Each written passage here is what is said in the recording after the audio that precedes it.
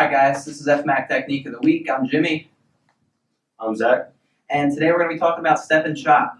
Step and chop is the first technique on our white belt curriculum.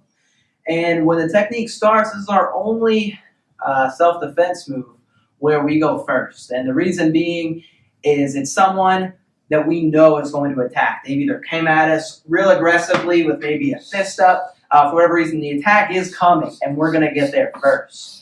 It's a very simple technique, and it's created just to really get you guys moving. Obviously, there's usually not going to be just one strike that will stop someone.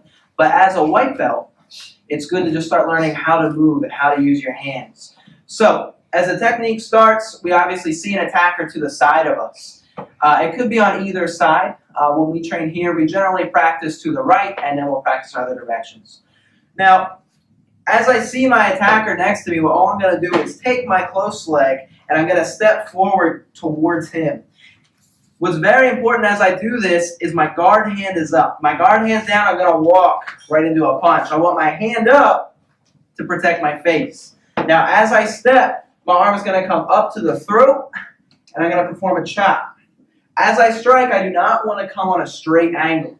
I'm going to come upward, tracking up the body to the throat, and I'm going to drive through. Whenever I strike a target, my strike doesn't just hit the neck, it goes through. So my strike is going to go right past him.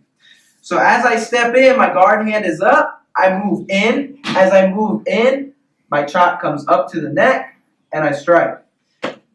When I form my chop, I want to make sure my fingers are together, thumb's always tucked in. If my fingers are apart and it gets caught on something, or just as a whole, I want a nice, tightly formed hand when I strike. Now, the last part, which should actually be the first thing you do, is make sure you look. I want to see what's going on. You need to be aware of your surroundings all the time. So, obviously, the first thing I'm going to do is look. I see my attacker. My guard hand goes up, and I come in with my chop. Okay? So, again, that's the first technique you will learn. You're working on moving in. So, you're working a little bit of footwork. Not very much. Very basic. You're working on forming your chop and a strike to the throat. Keep in mind, even though it's kind of a myth that one strike is going to stop someone, it still could. So we want to use caution when we're using this. A strike to the throat could be very dangerous. Should it be a situation where you're not in as much danger, okay, you might want to change it, maybe do a back fist to the face.